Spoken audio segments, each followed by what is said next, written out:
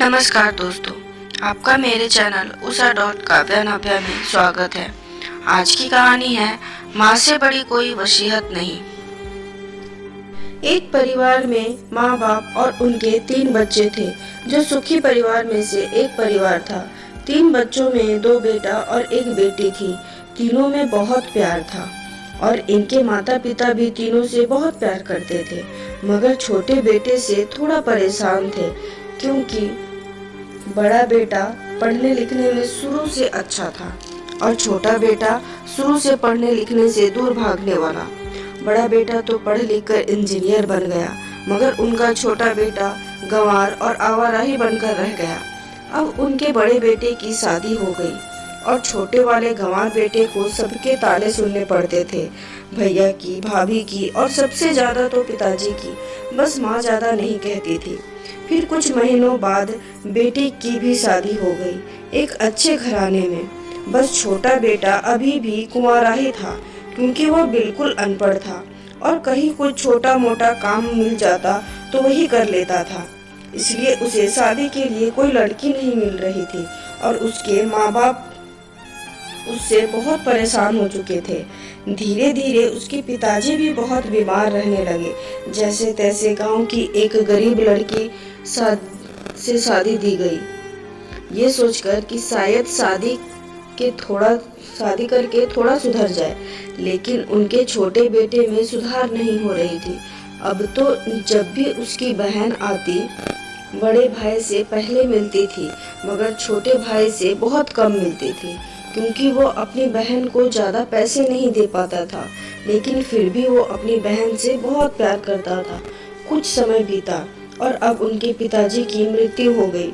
उनकी माँ अब बहुत चिंतित रहने लगी अपने छोटे बेटे के लिए, क्योंकि पहले तो घर के खर्चे उनके पिताजी उठाते थे, लेकिन कहीं अब किसी के मुंह से बंटवारे की बात ना निकले।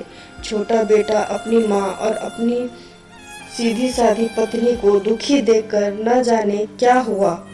अब उसका छोटा बेटा, जिसे सब अनपढ़ कहते थे, वो अब पूरा मन लगाकर काम करने लगा और पहले से कहीं ज्यादा मेहनत भी करने लगा।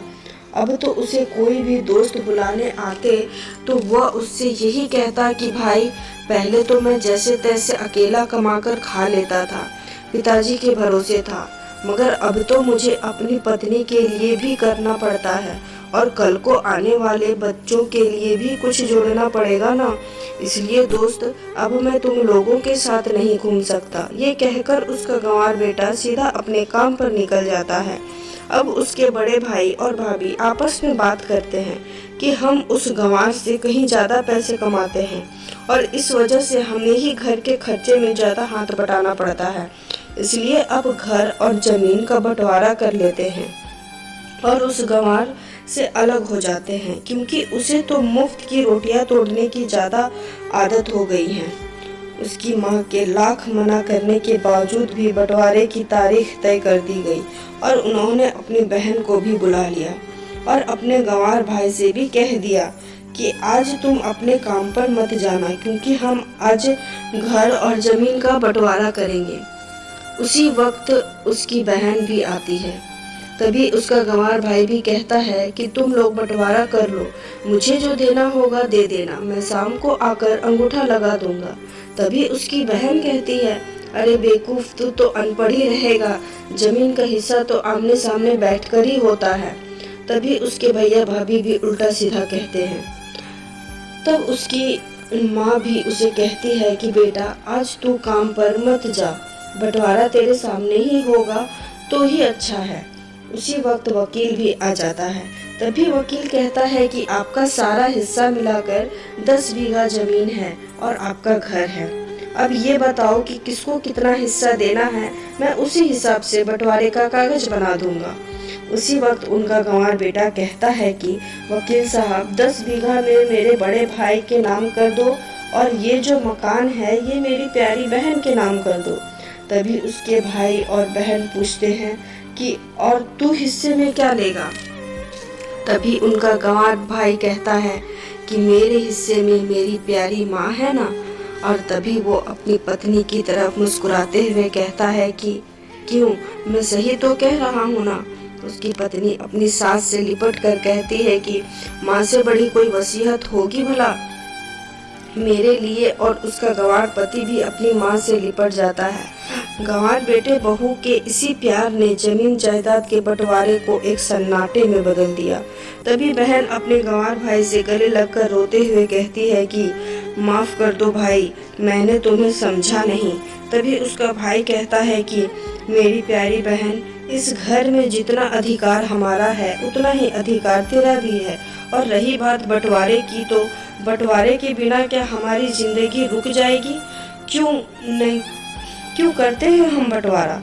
क्या हम एक साथ मिलकर नहीं रह सकते जैसे हम बचपन में रहते थे? आप लोग चाहो तो घर के सारे खर्च मैं उठा लूँगा, इतना मैं अब कमा लेता हूँ। एक साथ मिलकर रहना ही अच्छे परिवार कहलाते हैं और उस अच्छे परिवार को एक माँ संभालती है और हम बड़े आसानी से बंटवारे पे आ जाते हैं। तभी उसके भैया बहुत शर्मिंदा होते हैं और वो बंटवारे के सभी कागज फाड़कर फेंक देते हैं। और उस दिन के बाद से उनका पूरा परिवार खुशी खुशी एक साथ ही रहने लगा। तो दोस्तों, ये थी एक माँ बाप के परिवार की कहानी, जिनके नालायक बेटे ने ही साबित कर दिया कि माँ बाप से बड़ी कोई वसीयत नहीं होती। अगर स्टोरी अच्छी लगी हो तो प्लीज ज्यादा से ज्यादा लाइक, शेयर, सब्सक्राइब करें। Thank you.